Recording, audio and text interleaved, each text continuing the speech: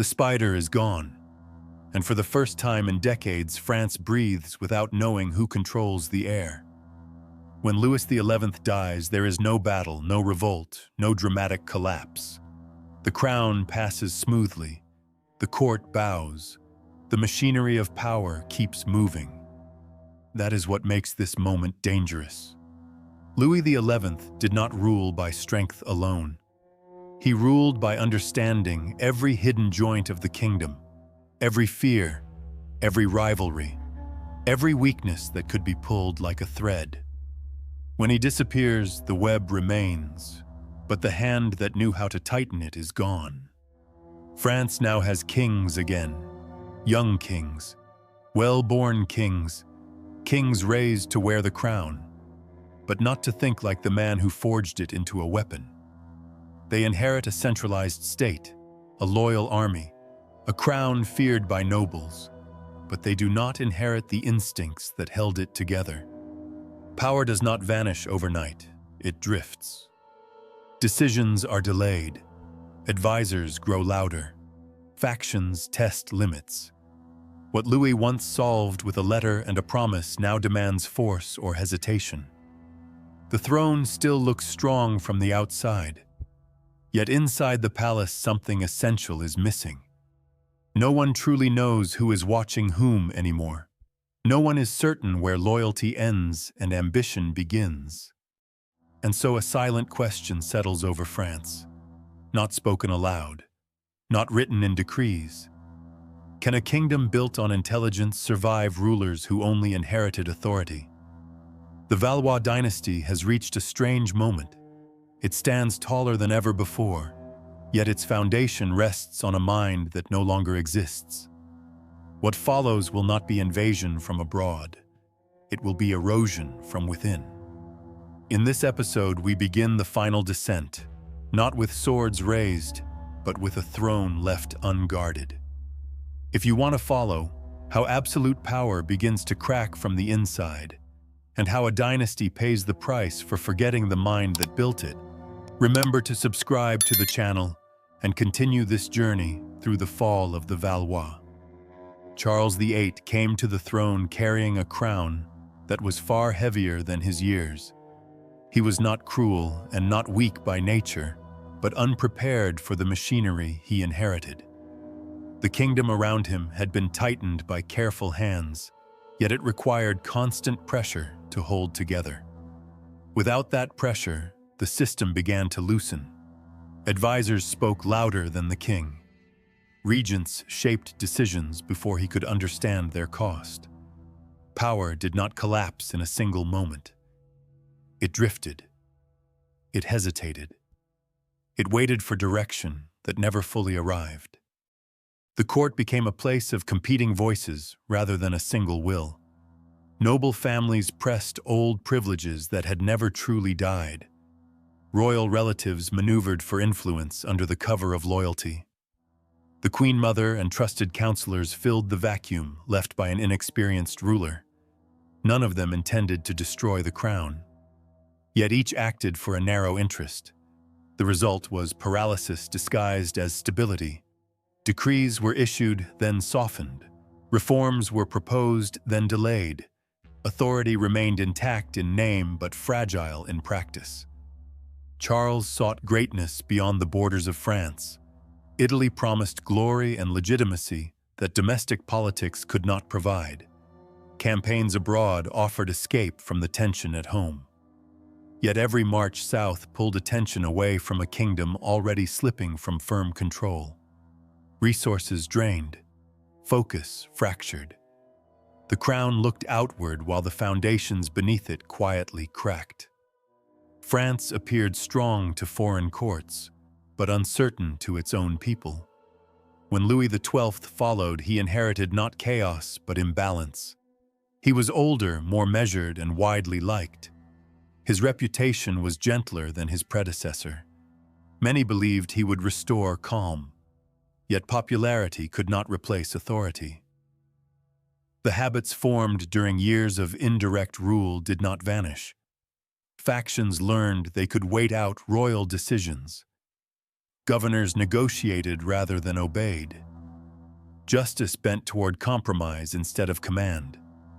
Louis XII ruled through goodwill where fear once held sway. He listened, he mediated, he avoided brutality.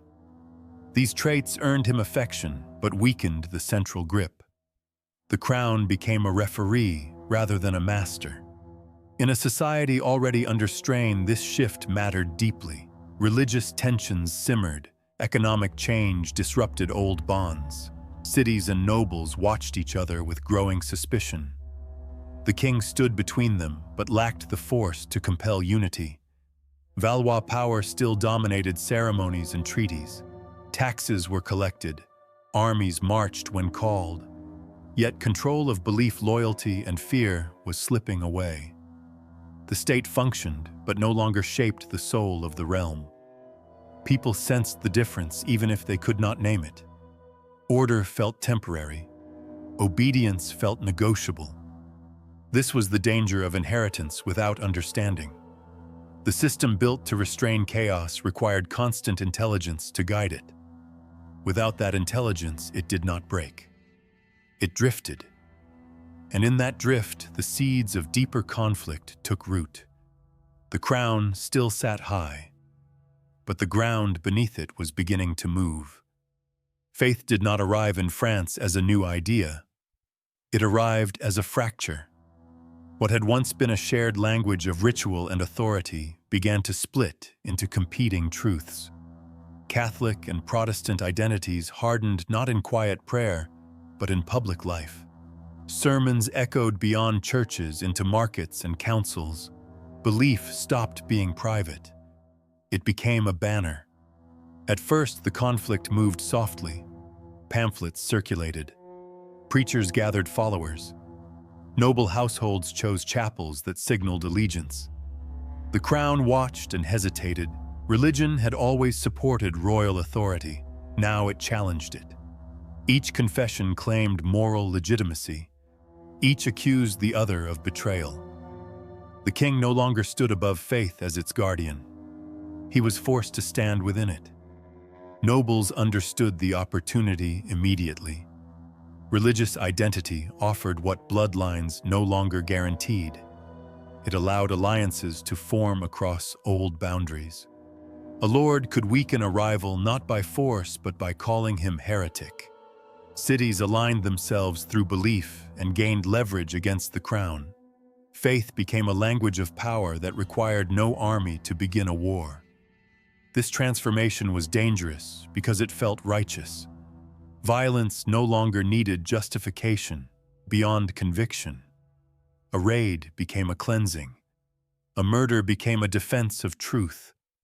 Each side believed history itself was on their side. Compromise turned into weakness. Neutrality became suspicion. The space for authority shrank. The monarchy tried to balance. Edicts promised tolerance. Councils sought coexistence. Yet every attempt pleased no one. Catholics saw betrayal. Protestants saw deception. The king was no longer judge. He was accused. Each decision pulled him closer to one side and farther from the other. The crown lost its position as arbiter and became a prize. Royal power had relied on unity of belief as much as force. Now belief fractured faster than law could respond. Governors hesitated to enforce orders that contradicted local faith. Soldiers questioned commands issued in the name of a god they did not recognize. Justice split along confessional lines. Courts became extensions of ideology. What made the crisis worse was its intimacy. These were not distant enemies. They were neighbors. Families divided at the table. Towns split street by street. Loyalty shifted with sermons rather than treaties. Violence arrived suddenly and vanished just as fast, leaving fear behind. France was not invaded. It was unraveling itself. Foreign powers watched carefully. They did not need to march armies immediately. They supported factions quietly. Money and protection flowed to those who shared belief or interest. French faith became a lever in European politics. Internal conflict weakened borders without a single declaration of war. The king found himself trapped. To rule, he needed unity. To enforce unity, he needed belief. To choose belief was to choose enemies. Every delay made the conflict deeper. Every attempt at peace postponed but did not prevent bloodshed. Authority drained away not in defeat but in exhaustion. France entered a new phase of struggle. Not one defined by succession or territory, but by identity. The question was no longer who should rule. It was whose truth would survive. And as faith hardened into weaponry, the kingdom began to tear itself apart from the inside. Power did not disappear when the kings grew weak. It moved inward. It gathered behind curtains and inside chambers where decisions were made quietly and consequences were deadly. At the center of this enclosed world stood Catherine de' Medici, not a queen by right of conquest or faith, but a regent shaped by survival. Catherine ruled during a time when the crown rested on fragile heads. Her sons inherited titles but not authority. Each reign felt temporary. Each illness threatened collapse. As regent, she became the constant presence in a court defined by uncertainty. She learned early that morality could not protect the throne, only balance could. Her intelligence was subtle rather than heroic. She listened more than she spoke. She observed patterns of loyalty and resentment. She understood that every noble smiled with a second intention. The court became a chessboard where each move required calculation. To favor one faction too openly was to invite rebellion. To ignore another was to provoke violence. Catherine faced pressure from all sides. Catholic leaders demanded firmness. Protestant nobles demanded protection. Foreign powers whispered offers and threats. Each letter carried danger. Each alliance contained betrayal. She responded with delay and maneuver rather than confrontation. Decisions were postponed until outcomes became clearer. Promises were made without commitment. Authority survived by flexibility. The court itself reflected this tension. Feasts hid negotiations. Marriages concealed strategy. Poison rumors circulated freely. Trust vanished. Servants listened. Walls seemed to speak.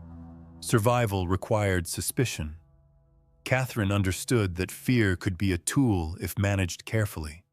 She used ceremony to project calm while preparing for chaos behind closed doors. Critics accused her of cruelty and deception. Yet the reality was more complex. She did not seek destruction. She sought continuity. The Valois line had to endure at any cost. In her view, the kingdom could survive temporary injustice, but not the absence of rule. Each harsh choice was framed as necessary rather than righteous. Her greatest challenge was control. She could influence events, but not command belief. Violence threatened to escape the court and spread across cities. When factions clashed openly, her authority narrowed. She was forced to choose between evils. Each intervention solved one crisis and created another. Stability became a short-term goal rather than a vision. Catherine relied heavily on information. Messengers arrived daily. Reports from provinces painted a picture of unrest. Governors hesitated. Local leaders armed themselves. The court no longer dictated events. It reacted to them. Catherine attempted to pull power back through negotiation and selective force. Success was uneven. The regency turned the palace into a battlefield without swords. Words became weapons. Silence became strategy. Even family ties offered no refuge. Sons distrusted advisors. Advisors competed for influence. Catherine moved among them as mediator and manipulator. Her role demanded emotional restraint. Sympathy could not interfere with calculation. History often judges her harshly. Yet within this storm, she preserved the crown longer than many expected. The monarchy did not fall during her regency. It endured through compromise and fear. The court she commanded was not noble or just. It was functional. As France drifted closer to open bloodshed, Catherine de' Medici remained at the center of the web, not as a savior, not as a villain, but as the figure who understood that in an age of collapsing authority, survival itself became a form of power. The night of St. Bartholomew was not a sudden explosion of madness. It was the result of weeks of fear compressed into a single decision. Paris in August was tense and crowded.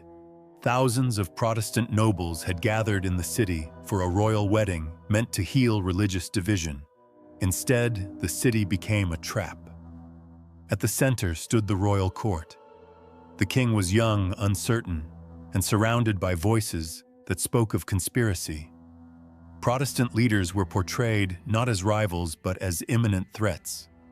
Rumors claimed an uprising was being prepared. Proof was thin, but fear was thick. The court chose to believe that hesitation would mean destruction. The first order was limited. A small group of Protestant leaders were to be eliminated to protect the crown. Guards were instructed. Names were whispered. Bells were prepared as signals. What followed was not control, but collapse. Once the killings began, the boundary between command and chaos vanished. Armed men moved through the city with lists that quickly became irrelevant. Crowds joined not because they were ordered to, but because the crown had removed restraint.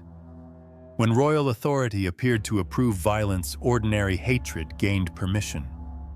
Homes were marked. Doors were forced open. People were dragged into the streets. Some tried to hide behind Catholic neighbors. Others attempted to flee the city. Few succeeded. Paris became a maze where faith determined life or death.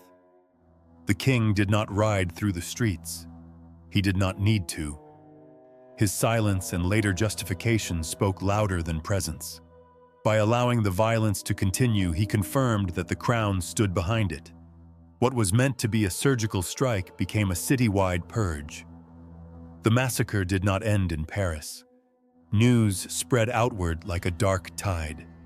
Other cities followed the example. Local authorities interpreted the event as permission rather than exception. Over the following weeks, violence erupted across France. Each outbreak reinforced the message that royal protection was selective. This was the moment when the monarchy lost its role as a neutral guardian. The king was no longer above faith. He had become an actor within it. Protestants could no longer see the crown as their ruler. Catholics learned that force could replace law. The moral cost was immense. The crown had crossed from rule to terror. Even those who supported the action understood something had broken. Fear replaced loyalty. Obedience replaced trust. Foreign observers were stunned. Some Catholic powers praised the elimination of heresy. Others recognized the instability such violence revealed. France no longer appeared unified. It appeared dangerous to itself. For the Valois Dynasty, this night became a permanent shadow. Authority remained, but legitimacy cracked. The monarchy could still command armies and collect taxes. It could no longer claim moral unity. St. Bartholomew was not simply a massacre. It was a declaration that the crown would survive at any cost, even the blood of its own people. From that night forward, the Valois ruled a country that no longer believed in them. The crown remained on the king's head, but it was forever marked by the night it chose fear over mercy and power over restraint. The wars of religion did not end with a single massacre. They settled into the bones of France and refused to leave. Year after year, the kingdom remained officially intact, yet internally exhausted. Armies marched not toward foreign borders, but through familiar towns and villages. Each campaign promised resolution. Each one delivered only deeper fracture. The economy was the first silent casualty. Trade routes became unsafe. Markets emptied. Harvests were seized by passing troops who served different banners each season. Coin lost value as taxation rose to fund wars that never ended. The crown demanded loyalty and money, and men yet could no longer guarantee protection. For ordinary people, survival replaced allegiance. Nobles who once relied on royal favor now relied on private armies. Castles turned into fortresses, not against England or Spain, but against neighboring lords of a different faith. Alliances shifted constantly. A Catholic house might fight beside Protestants one year and against them the next, not for belief, but for land and advantage. Ideology became camouflage for ambition.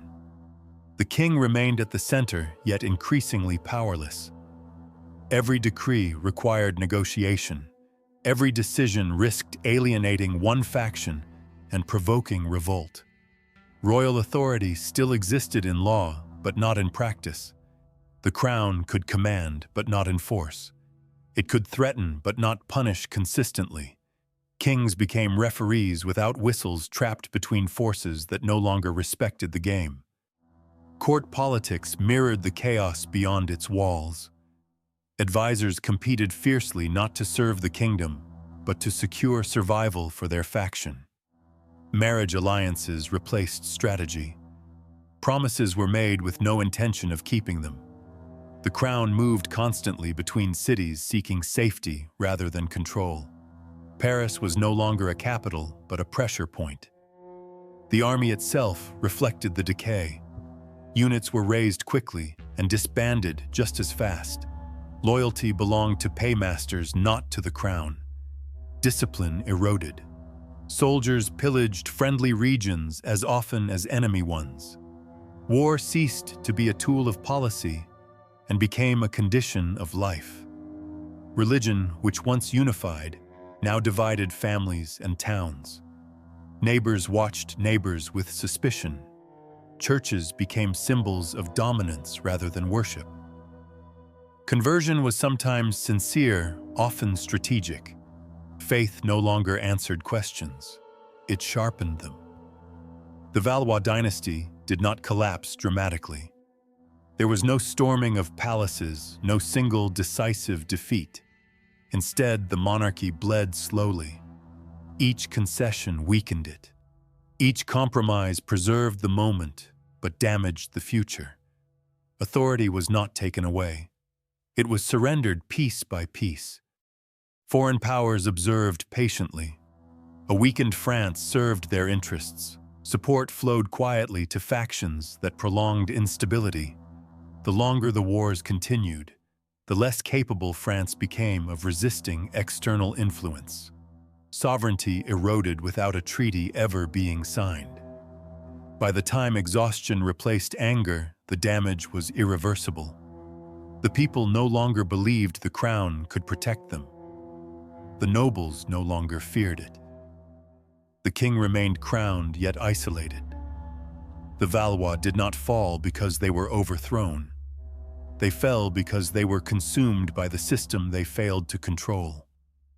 Power drained from the center outward until nothing remained but ritual and memory. France survived. The dynasty did not. The story ends where comparison becomes unavoidable. Louis XI ruled like a patient spider. He pulled threads slowly. He waited. He understood that power was not noise but balance. When he died, he left behind a kingdom that worked. The roads obeyed the crown. The nobles feared consequence. The treasury functioned. The machine was standing, but the mind that built it was already gone.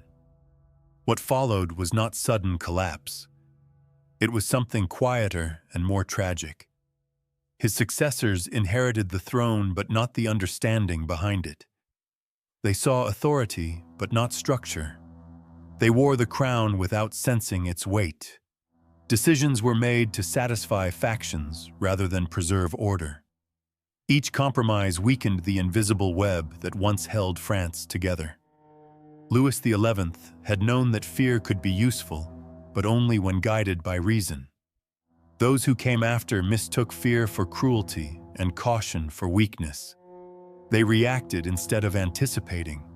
They punished instead of negotiating. They trusted blood ties and promises rather than systems.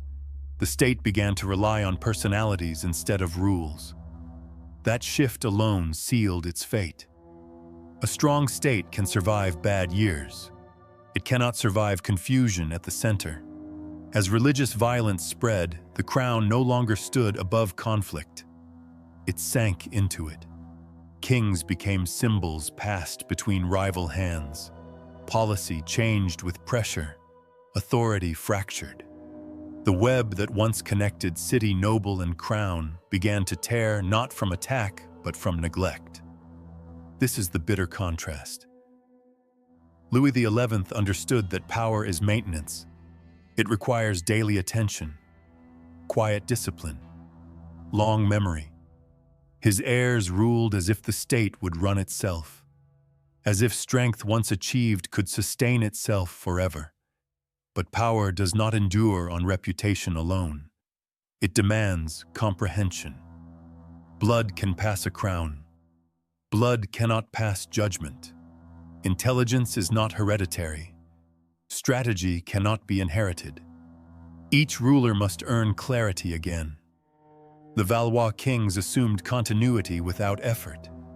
They inherited tools they did not know how to use. When pressure came, they broke what they could not understand. The dynasty did not fall to a single enemy. It dissolved from within. Each reign lost a little more coherence. Each crisis exposed the absence of a guiding mind. Eventually, the throne still existed, but the state behind it no longer did. That is how dynasties truly die. Not with a final blow, but with fading control. History often remembers Louis XI as cold and calculating. Yet his greatest achievement was not cruelty, it was comprehension. He understood people, institutions, and time. When that understanding vanished, so did the future of his house. The lesson is simple and unforgiving. Power is not something you own. It is something you know how to hold. When knowledge ends, inheritance means nothing. If this story changed how you see history and power, support the channel. Subscribe now and continue exploring the hidden cost behind crowns and empires.